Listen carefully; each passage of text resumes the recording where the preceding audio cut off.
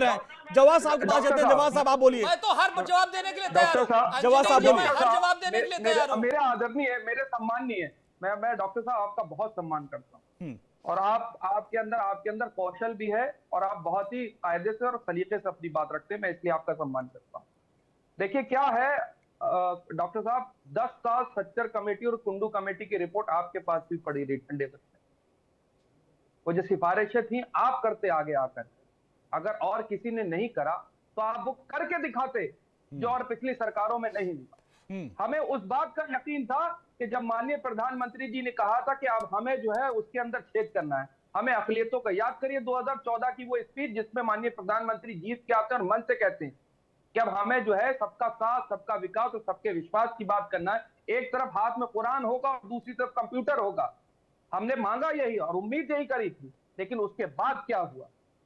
उसके बाद तमाम रिपोर्ट पड़ी हुई हैं, कभी दिन रात हिंदू मुसलमान के नाम पर जिस तरीके से टीवी चैनल्स के ऊपर बहस होती थी, जिस तरीके से ध्रुवीकरण होता था, फिर शमशान, कब्रिस्तान, कपड़ों को देख करके पहचान ले, गोली मारो, और तमाम ये बातें हुई। अरे विश्वास जीतने की बात थी आपको, आपका वोट बैंक तो बढ़ेगा, मैं इस चीज से गुरेज नहीं करती, लेकिन देश की अकलियतों का दिल आप हार जाएं। ठीक है, जवाब दीजिए। की अकलियत जो होती है ये ना, कौशल कांत जी बहुत बड़ी बात कर रहे हैं कि आप अकलियतों का दिल नहीं जीत पाए, हार गए। हाँ जवाब दीजिए, बहुत बड़ी बात कही उन्होंने। अंजनी जी, हाँ अंजनी जी, जिस नागरिक को, जिस नेता को, जिस किसी को भी अतीक, आजम, मुख्तार, मुकीम में मुसलमान नजर आता हो तो उसे अपना चश्मा बदलना पड़ेगा। ऐसे अपराधी जो किसी धर्म, अगर जो लोग अपराधियों में धर्म ढूंढने की कोशिश करेंगे, प्लीज ये देखिए। जवाब भाई सुनिए, जवाब भाई लगातार आप बोलते रहेंगे, बात क्लियर नहीं होगी। आपने एक बहुत वाजिब सवाल उठाया, वाजिब तरीके से वो जवाब देंगे। आपने बहुत तारीफ की कि बहुत कौशल कांत तरीके से जवाब देंगे, सुन लीजिए इनको। जी बोलिए कौशल कांत जी, बोलिए, उसके बाद चलेंगे कासमी साहब के पास। अंजनी जी, अगर किसी को अतीक, आजम, मुख्तार और मुकीम में मुसलमान नजर आता है तो उसके चश्मे का दोष है। वो अपराधी हैं और अपराधियों में धर्म ढूंढने का काम नहीं करना चाहिए। जिस तरीके से आतंकी का कोई धर्म नहीं होता, उसी तरह से अपराधी का भी कोई धर्म नहीं होता है।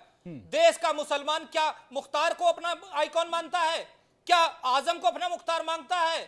क्या मुकीम को अपना मुख्तार आइकॉन मानता? नहीं, वो मांगता है कलाम साहब को, वो मांगता है वीर अब्दुल हमीद साहब को। उनको आइकॉन बना करके कोई मुसलमान बात करे, पर ये लोग यहां पर आकर के उनसे मुसलमानों को जोड़ने की कोशिश करते हैं। आप ये बताइए, जब कोई आतंकी मरता है तो ये लोग क्यों आकर के टीवी पर रोना रोते हैं? क्यों? क्योंकि उसमें आतंकी को मुसलमान से जोड़ने की कोशिश करते हैं। यहीं पर इन्होंने मुसलमानों को यूटिलाइज किया है, उसको हमेशा वोट बैंक बना के रखा है, उसको हमेशा बलि का बकरा बना के रखा हुआ है। आप देखिए जिस तरह से, आप जिस तरह से देखिए, करने वाले लोगों के बारे में क्या कहेंगे कौशल जी? आप उन पे बता दीजिए, नाथुराम गोडसे का महिमा मंडन करते हैं सदन के अंदर बैठ करके, उनको अपना हीरो मानते हैं, उनको अपना आइकॉन मानते हैं, उनका क्या करेंगे आप? गांधी जी की हत्या करने के बाद जिन लोगों ने जश्न चलिए मनाया, जवाब भाई, उनका जो लोग जवाब भाई आपका सवाल हो गया, क्योंकि अभी आप पार्टी नहीं है, चुनाव लड़ भी नहीं रहे हैं, आप समीक्षक हैं, तो जो आप जवाब दे रहे हैं, इसके बाद मैं चलूंगा जोशी जी के पास। जी जल्दी जवाब दीजिए कौशल जी। अंजनी जी, जिस तरह से ये पूरे इशू को दूसरे डायरेक्शन में ले जाना चाहते हैं, इससे यही पता चलता है इनकी विश्वसनीयता पे सवाल उठते हैं। आज देखिए कि सच्चर कमेटी की बात की, सारी कमेटियां, जब देश आजाद हुआ था तो उस समय सबसे ज्यादा लिटरेसी रेट सैयद मुसलमानों में थी। उसके बाद भी आज उनकी जो बदहाल स्थिति है सच्चर कमेटी के मुताबिक, वो किसने की?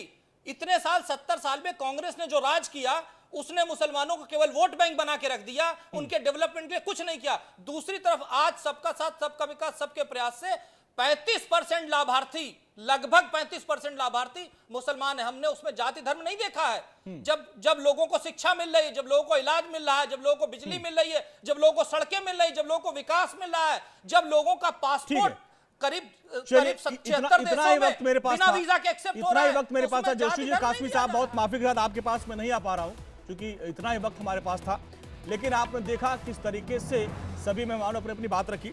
कौशल कांत जी आपका, मेहरुद्दीन साहब आपका, जोशी जी आपका, कासमी साहब आपका, जवाब भाई आपका बहुत बहुत शुक्रिया इस पूरी बातचीत के लिए। देखिए अभी ये चुनाव का मौसम है, चुनाव में ऐसे तमाम बयान आते रहेंगे, लेकिन जनता बहुत समझदार है और वो अपने मुद्दों पर ही मतदान करेगी।